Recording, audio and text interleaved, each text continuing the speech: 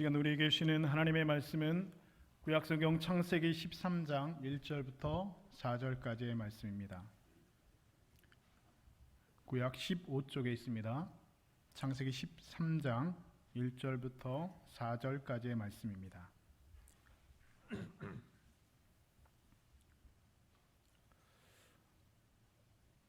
우리 다 같이 자리에서 일어서셔서 하나님의 말씀을 함께 받겠습니다. 이제 하나님의 말씀을 받들어 봉독해 올리겠습니다. 아브라함이 애굽에서 그와 그의 아내와 모든 소유와 롯과 함께 네겝으로 올라가니 아브라함에게 가축과 은과 금이 풍부하였더라. 그가 네겝에서부터 길을 떠나 베델에 이르며 베델과 아이 사이 곧 전에 장막 쳤던 곳에 이르니 그가 처음으로 제단 쌓은 곳이라. 그가 거기서 여호와의 이름을 불렀더라. 아멘. 이것은 하나님의 말씀입니다. 아멘. 자리에 앉으시기 바랍니다. 할렐루야. 오늘도 주의 자리에, 은혜의 자리에 나오신 우리 사랑하는 성도들에게 오늘도 말씀 통하여서, 예배를 통하여서 우리에게 주신 하나님의 말씀 듣고 은혜 받는 귀한 시간 되실 수 있기를 주님의 이름으로 축복합니다. 우리 지난주에는 우리가 3.1절 기념 예배를 드리면서 울며 씨를 뿌리는 자라는 말씀의 제목으로 함께 은혜를 나눴습니다.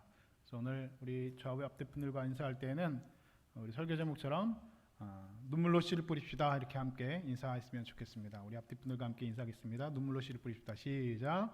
눈물로 씨를 뿌립시다. 눈물로 씨를 뿌립시다. 네. 항상 여러분 기도하실 때도 나라를 사랑하는 마음으로 나라와 민족을 위해서도 기도해 주시고, 그러니까 기도는 하면 할수록 할 게 많아지는 것 같아요. 안 하면 안 할수록 기도할 게 별로 없고요. 하다 보면 이렇게 할 게 많아집니다. 우리가 1년에 몇 번 되지 않는 3.1절 또 우리 광복절 그날만이라도 나라 사랑하는 마음으로 우리가 집 앞에 태극기를 꼭 다 개양하시고 그날만큼이라도 다른 어떤 때보다 내 나라, 내 조국, 내 민족을 위해서 열심히 기도하실 수 있는, 그렇게 눈물로 씨를 뿌릴 때 오늘도 우리 가운데 기쁨으로 단을 거두게 하시는 그 하나님의 은혜를 우리나라와 민족이 또 우리 모두가 누리시는 복된 날이 되실 수 있기를 주님의 이름으로 축복합니다. 아브라함이 살던 가나안 땅에 기근이 들었다라는 말씀으로 오늘 말씀이 시작이 되어지고 있습니다. 당장 먹고 사는 것이 그에게는 이제 힘들어졌습니다. 하나님이 가라 하셨고 말씀하셔서 그 말씀에 순종해서 갔던 그 약속의 땅 가나안이었습니다. 그 약속의 백성 아브라함이었습니다. 그런데 지금 그는 기근을 만나고 있습니다.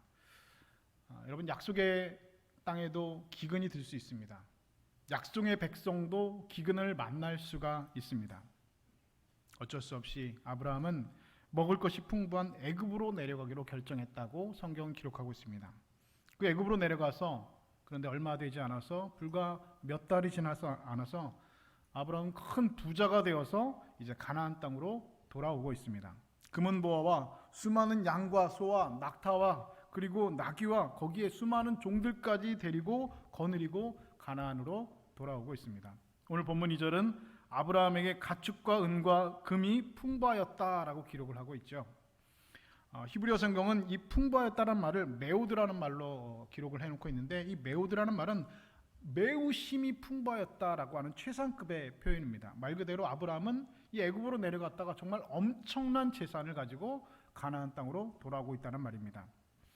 빈손으로 애굽을 떠났다가 기근을 피하여서 가나안을 떠나서 애굽으로 피하였다가 성공해서 돌아오게 되었습니다. 인생 역전의 드라마를 쓴 사람이 되었죠. 그런데 이상하게도 지금 그렇게 큰 성공을 거두고 가나안 땅으로 돌아오고 있는 아브라함의 표정은 행복한 표정이 아닙니다. 그의 표정은 밝지가 않습니다. 어깨는 축 늘어져 있고 얼굴은 온갖 근심과 불안에 쌓인 얼굴로 그저 터벅터벅 가나안 땅으로 쓸쓸히 돌아오고 있습니다. 여러분, 성경에서 말하고 있는 성공의 기준은 물질이 아닙니다. 그래서 성경은 수많은 금은보화와 수많은 가축과 수많은 종들을 거느리고 가나안 땅으로 돌아오고 있는 아브라함을 실패한 사람이라고 말하고 있습니다. 그리고 아브라함 역시 자신이 지금 철저히 실패했음을 누구보다도 잘 알고 있습니다. 요즘에 성공학이라고 하는 학문이 많은 사람들에게 인기가 있죠. 그리고 수많은 사람들에게 이 성공학이라는 학문이 회자되어지고 있습니다. 미국의 실용주의적인 그런 학문이 탄생시킨 그런 학문 중에 하나라고 볼 수가 있습니다. 이 부자에 대한 책들이 서점가에서 베스트셀러가 되어서 많은 사람들에게 팔리고 읽혀지고 있습니다. 성공하는 사람들의 7가지 습관, 부자 아빠, 가난한 아빠, 카네기의 인간관계론, 설득의 심리학, 아침형 인간, 뭐 이런 책들이 소위 말하는 성공학에 관련된 그런 책이라고 볼 수가 있겠죠. 이런 성공학의 결론은 여러분 하나입니다. 그것은 무엇이냐? 바로 많이 가져야 된다는 것입니다. 많이 가지고 많이 벌어야 된다는 것이죠. 그것이 이 성공학에서 말하는 성공의 기준이 되어집니다. 그렇다면 여러분, 우리 인생 정말로 여러분 많이 가지면 성공한 인생일까요? 그리고 그렇지 못하면 여러분 실패한 인생이 되겠습니까? 부자 아빠는 성공한 아빠이고 가난한 아빠는 여러분 실패한 아빠가 되겠습니까? 독일 사람 중에 존 에스토라고 하는 사람이 있었습니다. 젊은 시절 그는 주머니에 단돈 25달러를 들고 미국으로 향하는 배에 올랐습니다. 그는 모피 사업에 뛰어들어서 태평양 모피 회사를 설립하였고 미국 전역에 모피 사업을 독점하였습니다. 그 다음에는 터키에서 아편을 사들여서 중국에 팔기 시작했고 나중에는 그 아편 판매권도 영국 정부에 팔아넘겨서 큰 돈을 벌었습니다. 그리고 그 다음에는 미국 정부의 국채를 사들였는데 나중에는 그가 가진 돈이 미국 정부가 가진 돈보다 더 많아졌다고 합니다. 이어서 그는 뉴욕에 부동산을 들여서 그보다도 더 큰 부자가 되었습니다. 그리고 시간이 지나서 그가 85살의 나이로 사망했을 때 그의 총 재산은 당시 돈으로 2천만 달러, 미국 최초의 백만장자로 그 존 에스터라고 하는 이름을 남기게 되었습니다. 그런데 그가 85세의 나이에 죽으면서 그는 이런 말을 남겼다고 합니다. 나는 이 세상에서 가장 비참한 사람이다. 나는 이 세상에서 가장 비참한 사람이다. 그의 마지막 말이 이것이었다는 것입니다. 여러분, 오늘 성경에도 이런 사람이 얼마든지 많이 등장하고 있습니다. 삭개오라는 사람 여러분 다 알고 계시죠? 신약 성경에 부자라고 불리는 사람 몇 되지 않습니다. 예수님께 찾아왔던 그 부자 청년, 그리고 부자와 나사로에 나오는 부자 정도가 성경에서 말하는 부자인데 오늘 성경에서 삭개오를 부자라고 말하고 있습니다. 삭개오는 엄청난 재물을 가지고 있었습니다. 그는 세리 중에서 세리장의 위치를 가지고 있었던 사람이었습니다. 대궐 같은 집을 짓고 살았고 그리고 집안에 수많은 값비싼 장식들이 진열되어 있었습니다. 그는 비싼 옷을 입고 매 끼마다 산의 진미를 먹으며 살았습니다. 성공학의 기준대로라면 그는 그의 인생에서 누구보다도 성공한 인생에 살아가는 사람입니다. 누구보다도 성공한 사람입니다. 그러나 삭개오는 세리를 시작하고 나서 단 한 번도 크게 웃어본 적이 없습니다. 그저 그렇게 어제와 같은 하루를 보내고 있을 뿐입니다. 그의 집에 찾아오는 손님도 없고 그는 바다 한복판에 솟아오른 작은 섬처럼 혼자 갇혀있는 사람과 같았다는 것입니다. 그래서 그는 예수를 만나기 위하여서, 그래서 예수를 만나서 그의 지독한 외로움과 그런 공허함의 실존의 문제를 해결받기 위해서, 그리고 구원에 이르기 위해서 예수를 찾기 위해서 그 돌감람나무, 그 뽕나무 위에까지 올라가서 예수를 만나려고 했었다는 것이죠.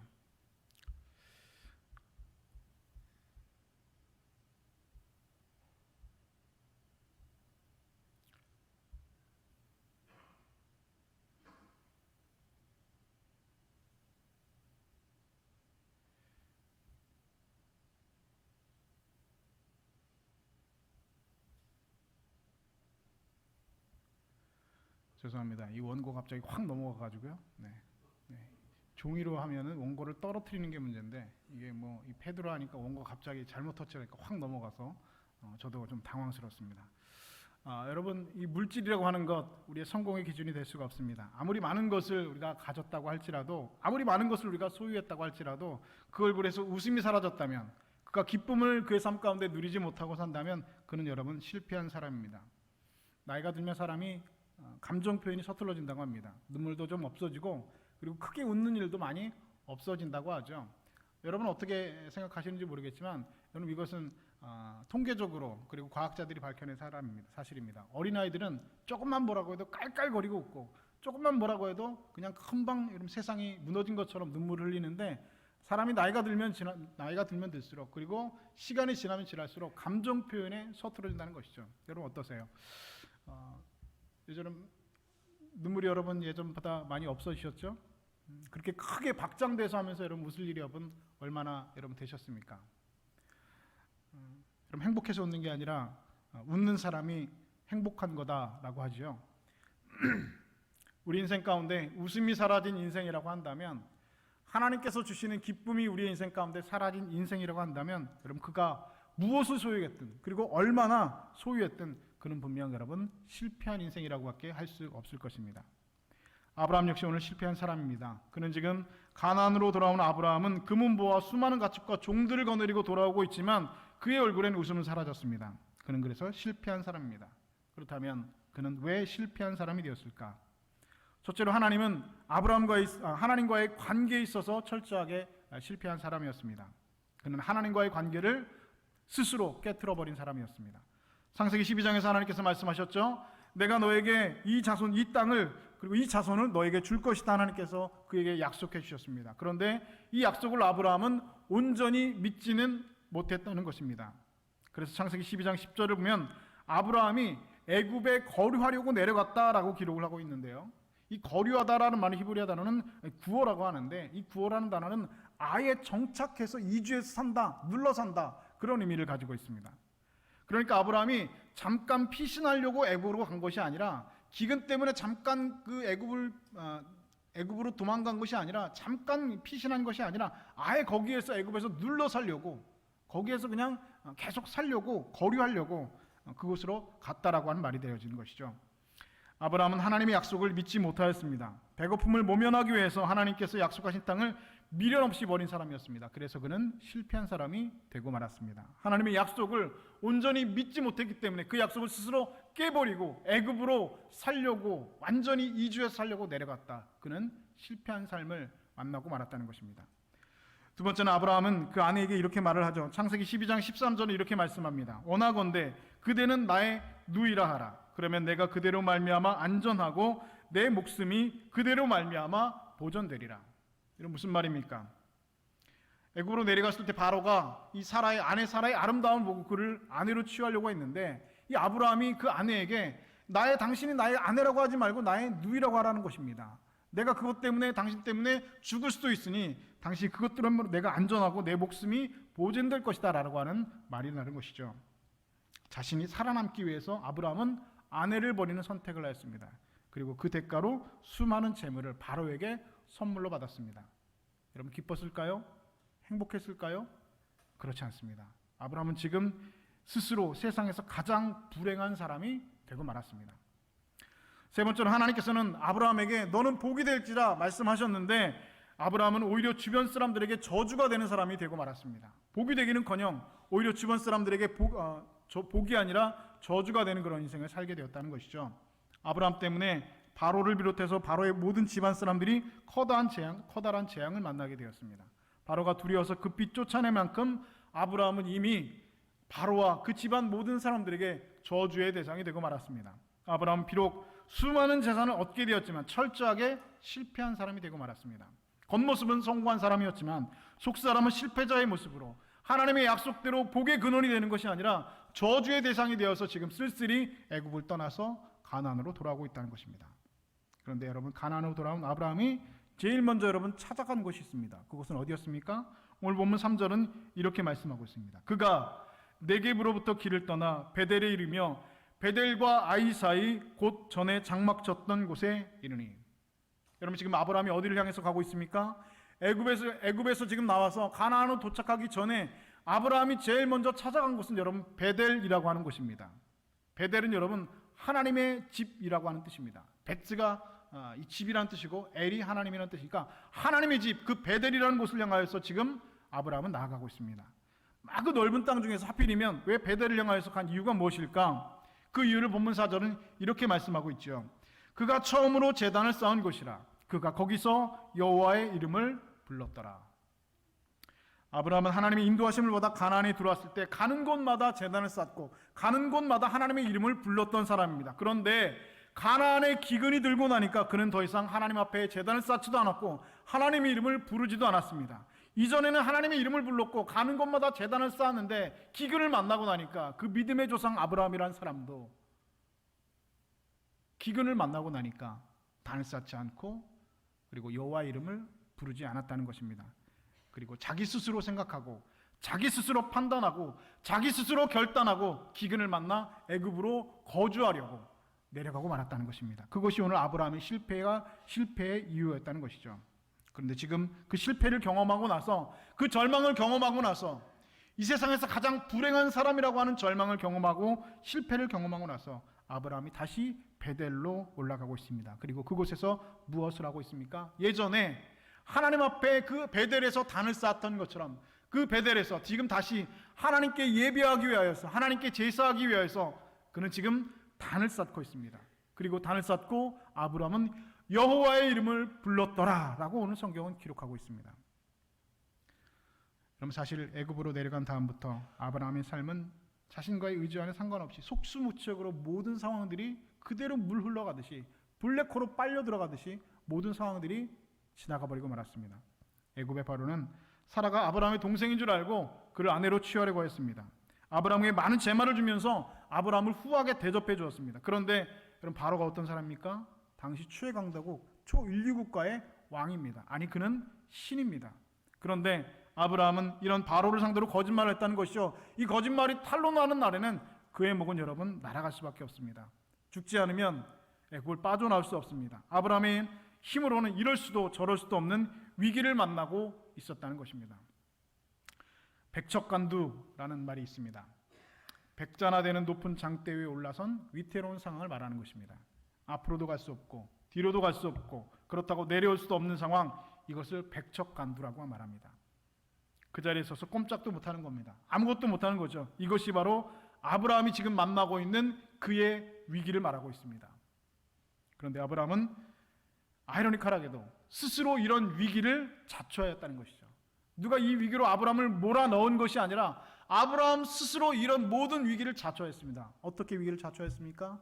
스스로 애굽으로 거류하라고 내려갔고, 스스로 그 아내를 자기 누이라고 거짓말을 하였고, 스스로 이 모든 상황들을 자기가 만들어낸 자초한 위기의 상황으로 그는 들어가고 있었다는 것입니다. 순간적으로 일어난 일입니다. 갑자기 일어난 일입니다. 그가 생각했던 일도 아니고 계획했던 일도 아닙니다. 그런데 아브라함은 그의 인생의 이런 위기를 스스로 만들어 그곳에 빠져들고 말았습니다. 그러나 그때에 하나님께서는 아브라함을 기억하시고 바로에게 큰 재앙을 내리셨습니다. 바로는 이 재앙이 바로 사라로 일한 것, 내가 이 아브라함의 아내를 취하려고 했던 그것 때문인 것을 깨닫고 아브라함을 불러서 이렇게 말합니다. 창세기 12장 18절은 이렇게 기록하고 있죠. 내가 어찌하여 나에게 이렇게 행하였느냐? 내가 어찌하여 그를 내 아내라고 말하지 아니하였느냐? 내가 어찌하여 그를 누이라여 내가 그를 데려다가 아내를 삼게 하였느냐? 여러분, 내가 어찌하여라는 말이 이 한 절에서 3번이나 반복해서 등장하고 있습니다. 바로가 내린 재앙이 얼마나 컸으면 바로는 지금 잔뜩 화가 나서 주체할 수 없는 화를 가지고 3번씩이나 내가 어찌하여 하면서 이 아브라함에게 화를 내고 있습니다. 이 화를 듣고 이 책망을 듣고 있는 아브라함의 심정이 여러분 어떻겠습니까? 지금 여러분 앞에 세계 최강대국의 이집트라고 하는 초인류 강대국의 파라오가 나를 향하여서 노를 바라면서 내가 어찌하여 하면서 언성을 높여서 얘기하면 그 말을 듣는 여러분 마음은 어떻겠습니까? 그 말을 듣고 있는 아브라함의 심장이 어떻겠습니까? 간담이 서늘하다는 것이죠. 나는 이제 죽었구나. 꼼짝없이 죽었구나. 모든 것이 다 들통나고 말았구나. 그런데 여러분, 이게 웬일이었습니까? 바로는 내 아내가 여기 있으니 이제 데려가라 라고 아브라함에게 말을 했다는 것입니다. 그리고 그가 이전에 아브라함에게 주었던 모든 재물, 그 모든 선물도 후히 대접했던 모든 것도 다 가지고 돌아가라 라고 말했다는 것입니다. 있을 수 있는 일이었습니까? 있을 수 없는 일입니다. 바로에게 거짓말을 하고 바로를 능멸하였던 자는 여러분 목이 100개라도 여러분 남아날 수가 없는 일이죠. 그런데 지금 바로는 아브라함에게 내가 가지고 있는 것을 가지고 내게로, 내 집으로 돌아가라라고 아브라함을 순순히 돌려보내고 있습니다. 이때 여러분 이 말을 듣는 아브라함이 여러분 무슨 생각이 들었겠습니까? 하나님은 어떤 분이시길래 천하의 바로도 이렇게 꼼짝 못하게 만드시는가라는 생각을 했다는 것이죠. 동시에 하나님, 내가 뭐라고 나 같은 사람에게 이렇게 은혜를 주시는가? 내가 뭐라고 나 같은 사람을 이렇게 보호해 주시고 이렇게 사랑해 주시는가라는 생각을 아브라함은 하게 되겠습니다. 아브라함은 하나님과의 약속을 저버리고 내 마음대로 하다가 스스로의 문제에 얽히고 설킨 자신을 지켜주시는 그 하나님을 경험했습니다. 자신을 보여주시는 하나님을 경험했습니다. 그래서 그는 가나안으로 돌아오면서 자신이 처음 단을 쌓았던 곳 그 베델로 돌아가리라 마음을 먹었습니다. 여러분, 하나님 우리를 지켜주시는 분입니다. 오늘 여러분의 못남과 실수에도 불구하고 우리를 지켜주시는 분입니다. 시편 23편은 주의 지팡이와 막대기가 나를 안위하시나이다 라고 말씀하고 있습니다. 목자들이 쓰는 지팡이, 그럼 어떤 용도입니까? 양이 다른 곳으로 가면 그 지팡이, 구부러진 지팡이로 양의 목을 걸어서 다시 끌고 오는 게 여러분 목자가 쓰는 지팡이의 용도입니다. 여러분이 무슨 간증 집회 같은데 여러분 가보시면 거기서 나오는 분들은 여러분 전부 하나님의 지팡이에 목이 잡혀서 끌려온 사람들의 이야기가 들려지고 있죠. 자기 목에 얼마나 큰 지팡이 자국이 나 있는가, 그것을 자랑하는 것이 여러분 간증 집회입니다. 그리고 여기 계신 분들 중에서도 그런 지팡이 자국이 있는 분들이 꽤 있으신 걸로 압니다. 여러분, 우리 목자 되신 하나님께서는 지팡이로만 우리를 인도하시는 것이 아니라 막대기로도 우리를 인도하신다는 것이죠. 막대기는 맹수들이 공격하고 있을 때 사용하는 무기입니다. 막대기를 무기로 삼아서 그것으로 목숨을 걸고 싸워서 양을 보호하는 것이 그런 막대기라는 것입니다.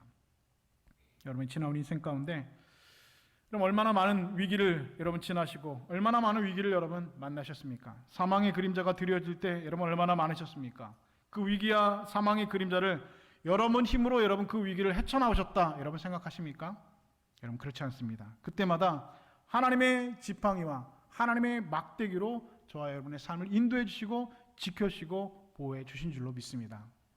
우리는 스스로 생각하기를 그때 내가 이렇게 잘해서 이 위기와 사망의 그림자 같은 어려움을 헤쳐나왔다고 생각할 수 있을지 모르겠으나, 혹 그렇게 생각할 수 있을지 모르겠으나, 그럼 결코 그것이 아니라는 것입니다. 보이지 않는 하나님의 지팡이와 보이지 않는 하나님의 막대기가 우리를 인도하시고 보호하시고, 오늘 아브라함 같이 하나님께서 우리를 인도하시고 보호해 주셨기에 오늘 우리가 이 자리에 서 있을 수 있었다는 것입니다. 예전에 여러분 TV 프로그램 중에 한 20년 넘었던 프로그램이죠. 고향에서 온 편지라고 하는 프로그램이 있었습니다. 기억나시는 분이 있어요. 시골 그 할머니 할아버지들이 이 카메라 앞에 세워두고 할머니 할아버지 나와서 자녀들에게 영상 편지를 보내는 거예요. 뭐 아들아 잘 있냐, 잘 봤다, 그래서 우리 집 보일러가 고장났다, 이런 거 하는 그 있어, 기억나시죠? 예전 할머니 할아버지. 요즘에 가끔 그거 유튜브에 나와가지고 제가 이렇게 우연히 보게 되었는데요. 어떤 할아버지가 나와서 아들에게 이렇게 이야기합니다. 전라도 분이었어요. 아그야, 나는 외정 시절도 지냈다. 6.25 전쟁도 지내버렸다. 요즘 너희들 IMF라고 해서 힘들다고 하는데 그거 별거 아니다. 열심히 하면 다 지나간께롱. 그랑께 힘내서 살이한다. 이렇게 말하는 할아버지를 보게 되었습니다. 아마도 IMF 그 즈음에 찍었던 영상인 것 같아요. 나는 외정시절도 지냈고 6.25 그 험악한 전쟁 시대도 지냈는데 요즘 IMF라고 너희들 힘들다고 하는데 별거 아니라는 거죠. 열심히 하면 다 지나간께로 그랑께 힘내서 살아야 한다 라고 아버지가 아들에게 영상 편지를 쓰는 것을 보게 되었습니다. 여러분, 요즘 세계 경제가 어렵고 물가도 오르고 은행이자도 올라서 다 힘들다고 말하고 삽니다. 그럼 얼마나 여러분 힘드십니까? 여러분 사는 게 여러분 얼마나 빡빡하십니까?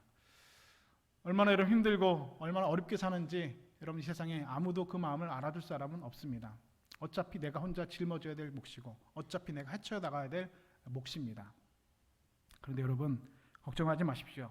우리나라는요 그보다 훨씬 더 어려운 역사 속에서 꿋꿋하게 그 모든 어려움들을 꿋꿋하게 극복해낸 민족입니다. 그럴 힘을 가지고 있는 민족입니다. 오늘 여러분에게 다가오는 그 위기와 사망의 그림자를 여러분의 힘으로 감당할 수 있다라고 여러분 생각하지 마시기 바랍니다.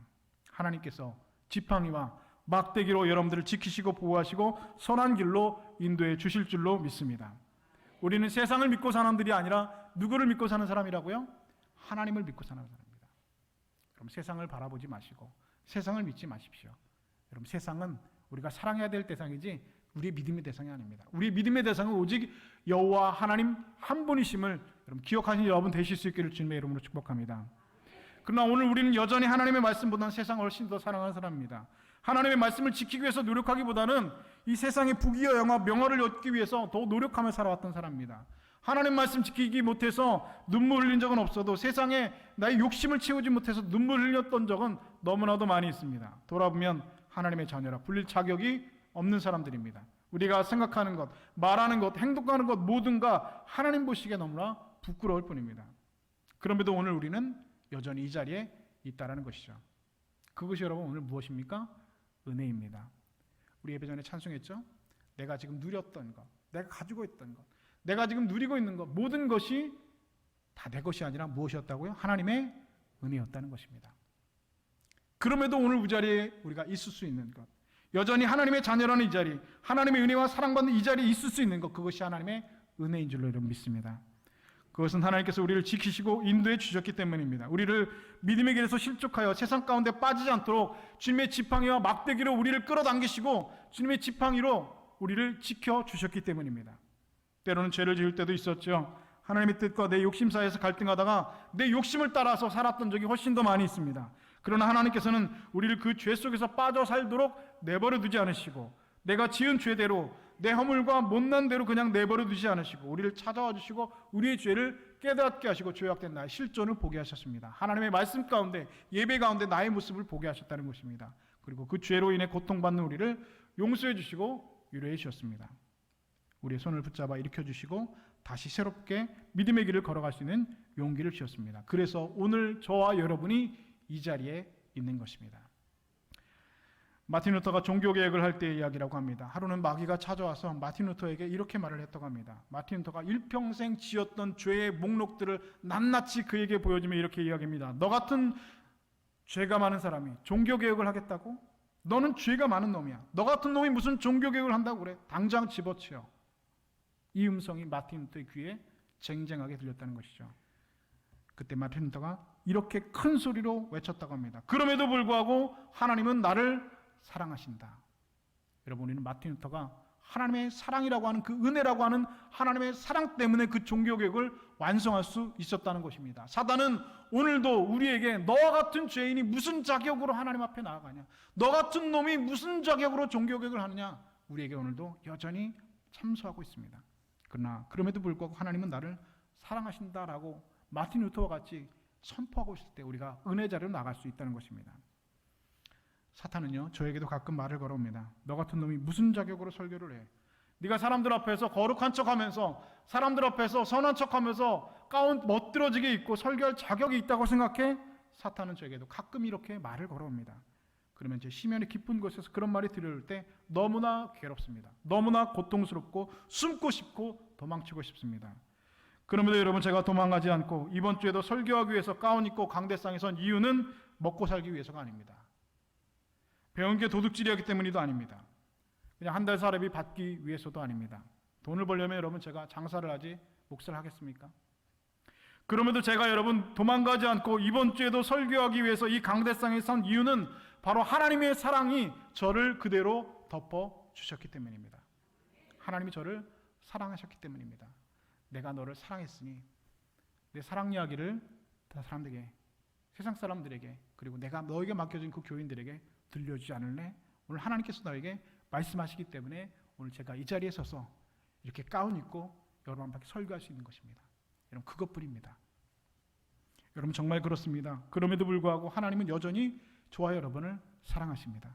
독생자를 십자가에 찢으시기까지 하나님은 우리를 사랑하셨습니다. 이 사실은 천년이 두 번 전에도 변하지 않는 복음으로 우리에게 전해졌고, 오늘 저와 여러분이 이 복음의 소식을 전하기 위해서 오늘 저와 여러분이 이 자리에 서 있는 것입니다. 얼마 전 한 어린 소년이 이야기를 듣게 되었습니다. 미국의 한 로건이라고 하는 어린아이가 한 라디오 방송국에 생방송 중에 전화를 걸어서 울먹이면서 이를 말을 했다고 합니다. 여러분, 한번 영상을 한번 보실까요? 한번 영상을 같이 한번 보시겠습니다. Can I talk to you? You bet, Logan. What's up? I want to tell you something that God just told me. Okay. Last night, my dad was roping this calf. And this calf had been born from a really old cow. She didn't have really the greatest milk.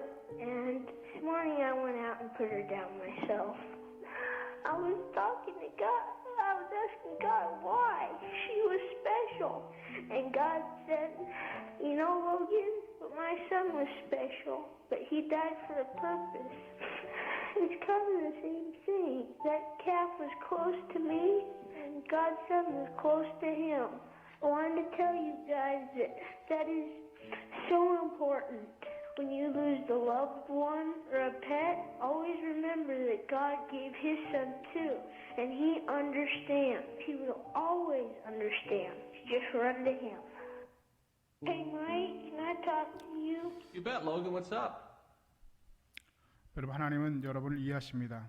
여러분, 하나님께 그냥 나가기만 하시면 됩니다.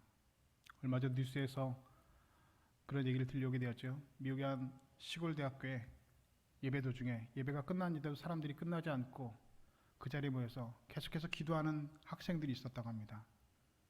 계속해서 기도했고 계속해서 찬송했습니다. 그 예배가 끝났는데도 여전히 모여서 찬송하고 기도하는 것을, 예배하는 것을 멈추지 않았다고 합니다. 주변의 사람들이 점점 더 모여들었고, 그리고 주변의 이웃들이 점점 모여들었고, 그리고 주변에 그 소식을 들은 미국 전역에 있는 모든 그리스도인들이 모여서 그곳에서 자기 죄를 회개하고 고백하면서 하나님 앞에 나갔습니다. 찬송을 불렀고 예배를 드렸고 귀신이 떠나가고 병든 자가 일어난 하나님의 성령의 역사가 일어났습니다. 이 예배가 2주 동안 지금까지도 멈추지 않고 계속되고 있다는 것입니다. 성령의 역사가, 성령의 부흥의 역사가 그 시골 작은 대학교의 그 채플실에서 일어나고 있다는 것입니다. 여러분, 이유가 무엇이었습니까? 그들의 모습 그대로, 내 모습 그대로 하나님 앞에 나아가는 것입니다. 그냥 그대로 나아갈 때 하나님께서 우리를 이해해 주시고, 우리의 베델로 나가서 우리의 단을 쌓고 하나님 앞에 예배할 때, 내 모습을 하나님 앞에 그대로 고백할 때 하나님께서 우리의 모든 삶 가운데 임하여 주셔서 성령의 임하심으로, 성령의 능력으로 우리의 삶을 덮어주실 줄로 믿습니다. 오늘 아브라함이 베델로 나가서 여호와 이름을 불렀더라 기록하고 있습니다. 이렇게 베델로 나가 하나님의 이름을 부른 다음에 여러분, 아브라함의 행동은 여러분 무엇인지 아십니까? 조카 롯에게 땅을 선택할 수 있도록 선택권을 먼저 주었다는 것이죠.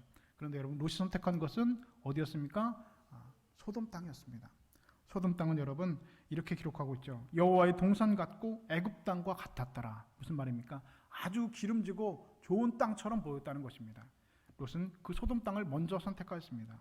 여러분, 아브라함이 롯에게 누가 봐도 눈에 보이는 좋은 땅을 양보할 수 있었던 이유가 여러분 무엇이라고 생각하십니까? 그것은 바로 비로소 이제는 내가 어떤 곳을 선택하든지 어디로 가든지 그곳에 하나님이 계신다면, 내가 가는 곳에 하나님이 동행하신다면 그곳이 가장 좋은 곳이라는 사실을 아브라함은 깨달았기 때문입니다. 사랑하는 여러분, 오늘 여러분의 눈에 좋아 보이는 곳이 어디입니까? 여러분의 눈에 여호와의 동산 같아 보이고 여러분의 눈에 애굽 땅과 같아 보이는 곳이 여러분 어디입니까? 보암직도 하고 먹음직도 한 곳, 누가 봐도 좋고 누가 봐도 갖고 싶은 곳, 여러분 그곳은 여러분 어디입니까? 그러나 여러분, 그것이 여러분을 행복하게 하지 못할 것입니다. 그것이 여러분을 성공하게 하지 못할 것입니다. 오히려 그 선택은 여러분에게 실패를 줄 수 있고 여러분을 불행하게 할 것이고 여러분의 얼굴에서 웃음을 빼앗아갈 것입니다. 성도 여러분, 먼저 베델로 올라가셔야 합니다. 먼저 하나님의 이름을 부르셔야 됩니다. 먼저 하나님 앞에 나와서 그의 능력을 구하면서 주님께 엎드려야 합니다. 오늘 아브라함이 베델로 올라간 이유가 여러분 바로 그것입니다. 사랑하는 여러분, 여러분이 아무리 많은 것을 가졌다 해도 여러분의 마음 가운데 기쁨이 없다면, 여러분의 얼굴에 웃음이 사라졌다면 여러분은 실패한 사람입니다. 오직 하나님의 친밀함이 있는 사람만이 참된 기쁨을 누릴 수 있다는 사실을 믿으실 수 있길 바랍니다. 사랑하는 여러분, 지금 베델에 서시기 바랍니다. 그 베델에 나가 여호와의 이름을 부르실 수 있기 바랍니다. 그 처음 하나님을 만났던 곳, 처음 하나님의 이름을 불렀던 곳, 그 은혜의 자리, 그 믿음의 자리, 그 베델에 서서 하나님과의 관계를 여러분 해결하시고 하나님과의 관계를 회복하실 수 있기 바랍니다. 그 하나님 만나 비로소 여러분 복의 근원이 되시고 비로소 주변 사람들에게 여러분이 복이 되시는 여러분 은혜의 백성 되실 수 있기를 주님의 여러분 축복합니다. 그렇게 오늘 하나님이 만난 베델 그 은혜의 자리에서 여호와의 이름을 부르며 다시 한번 믿음으로 일어서서 그런 회복의 은혜가 여러분 삶 가운데 넘치실 수 있기를 우리 주님의 이름으로 간절히 축원드립니다. 기도하겠습니다. 하나님, 오늘 우리가 먹고 살기 위해 내려가는 애굽이 있습니다. 우리는 그곳에 먹고 살기 위해 내려갔지만 하나님의 관심은 먹고 사는 것이 아니었습니다. 하나님의 관심은 아브라함이었고 하나님의 관심은 언제나 나였습니다. 실패한 나였고 자격 없는 나였고 사망의 골짜기로 다니는 나였고 하나님을 배반하는 나였고 그럼에도 염치 없이 하나님께 돌아온 나였습니다. 하나님, 돌아온 나와 같은 죄인 베델로 돌아와 여호와 이름을 부르는 아브라함을 만나주시고 그를 복의 근원이 되게 하셨던 하나님, 오늘도 독생자, 소중한 독생자를 그런 나를 위해 내어주신 하나님, 그 주님의 사랑 앞에 오늘 우리가 서 있습니다. 이제 그 사랑 앞에 나아가 애굽에서 일어나 돼지우리에서 일어나 음침한 골짜기에 일어나 베델로 나가 여호와 이름을 부르게 하여 주시옵소서. 그래서 우리가 그 돌아온 그 자리가 복이 되게 하여 주시고 우리의 복의 근원이 되어서 이 세상에서 주님 앞에 서는 그날까지 여호와의 이름을 부르는 주의 백성들 되게 하여 주시옵소서. 감사드리며 예수님의 이름으로 기도드리옵나이다. 아멘.